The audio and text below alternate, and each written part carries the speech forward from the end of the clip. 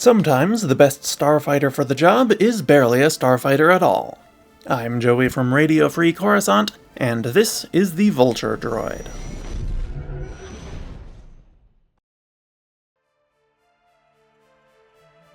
Design.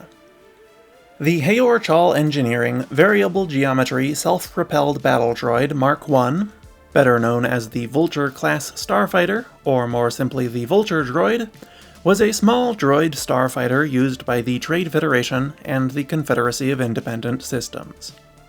Like most of those two organizations' battle droids, it was slim and skeletal, with a half-circle body, 4 sharp combat pods, and a rounded head. The combat pods concealed and protected the droid's laser cannons in flight, and would separate to reveal them for combat. They also held its repulsor lifts for atmospheric flight, clips for buzz droid missiles or other heavy munitions, and other flight systems. More notably though, they were tipped with claws for landing. The pods would split apart completely and rotate downward on hydraulic extenders to form 4 landing legs. These legs allowed the fighter to walk around hangars and ground installations, allowing them to patrol these locations and provide support in ground battles. The droid's head would also spring up on a movable neck on landing to give it better visibility and allow it to look around to compensate for the reduced maneuverability of the landed configuration. The head contained the ship's droid brain, which was not particularly sophisticated, but still proved effective. Initial versions of the Vulture droid were controlled by a central droid control ship, but later models were given primitive autonomy to avoid disasters like the shutdown of the droid army in the Battle of Naboo, just like the B-1 and other battle droids were. In addition to its brain, the head also held its communications antenna coiled up in the rear, and its main sensors at the front. Its photoreceptors were the most obvious of these, but it also had magnetic imaging sensors and other equipment behind its giant glowing red sensor ports. The body of the Vulture droid was not terribly interesting compared to the head or legs, but it still contained important equipment such as its power cells, fuel slugs, engines, torpedo launchers, and more. In-universe, the Vulture droid was designed by the Zycharian religious fanatics of the Heyor-Chal Engineering Corporation. In real life, it was designed by Doug Chiang and modeled by John Goodson. Specifications. In canon, the Vulture droid measured 6.96 meters long by 4.3 meters wide and 1.86 meters tall. In Legends, it was originally considered to be much smaller, but it was eventually upgraded to the larger size in the Clone Wars and Revenge of the Sith. I don't think this was supposed to be an in-universe change so much as a behind-the-scenes one, but the original size was 3.6 meters long if you're curious. It really is insane how Lucasfilm absolutely could not decide what size they wanted any Separatist ship to be. At least the Vulture droid just got its size retconned to match its more common appearance, rather than adding a nonsensical dreadnought version like the Recusant and Providence have, though. Although ironically enough, it would have made perfect sense for the Vulture droid to come in multiple sizes, since it was officially titled the Variable Geometry Self-Propelled Battle Droid Mark I. The larger Vulture droids seen after the Phantom Menace could have just been the Mark II. And, not to get ahead of myself, but most Separatist Vulture droids were built by the Trade Federation's Bactoid Armor Workshop, rather than by the original Zycharian Cathedral factories. So, the only Separatist ship with an actual excuse to come in multiple sizes, 2 excuses no less, just gets its size changed out of universe like the others should have, while the gigantic capital ships officially have to come in 2 sizes just because of some scaling issues in the Clone Wars. Separatist ships are maddening.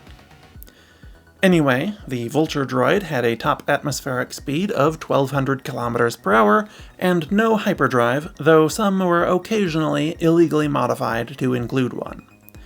It was armed with 2 twin blaster cannons by default, or 4 on droids built later in the Clone Wars, as well as 2 energy torpedo launchers.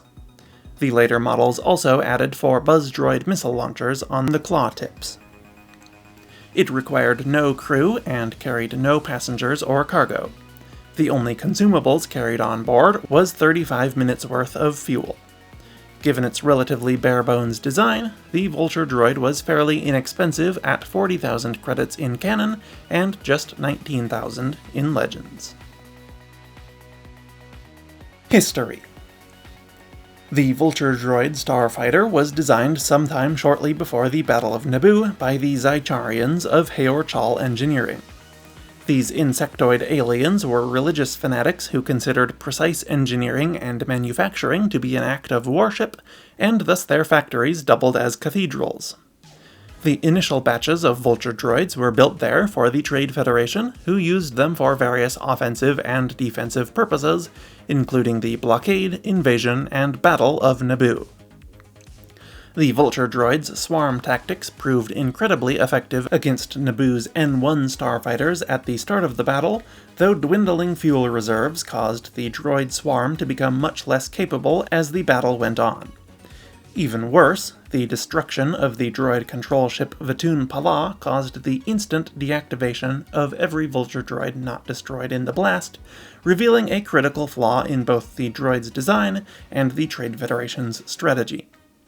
Heor-Chal took the lessons learned at Naboo into consideration, and updated their design to be fully autonomous with no need for a droid control ship, among other upgrades. At the beginning of the Clone Wars, the Trade Federation pledged many of their forces to the Confederacy of Independent Systems, and began manufacturing many thousands more Vulture droids. Heor-Chal was not able to keep up with demand, and licensed the Vulture droid design to the Techno-Union's military subsidiary Bactoid Armor Workshop, whose more traditional manufacturing pipelines on Geonosis and Hypori allowed them to build much more quickly than the Zycharians could.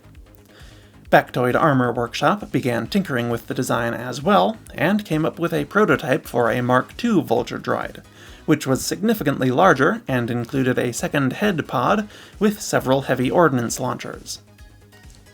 However, this ship diverged so much from the original Vulture droid design that it was instead split off into its own class, the Hyena-class droid bomber. Both the Vulture droid and the Hyena droid served the Separatists throughout the Clone Wars, with the former playing a role in essentially every space battle of the war.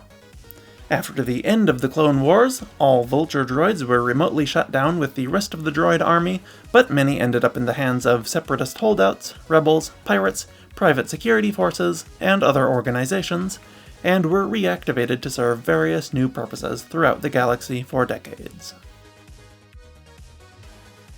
And that's everything there is to know about the Vulture droid. Let me know what you think of this droid, and what other topics you'd like to see next. I've got a few other droids I'd like to cover at some point, so also leave a comment with any droid-based list topic suggestions you may have as well. But anyway, thank you for watching, and I will see you next week. RFC, out.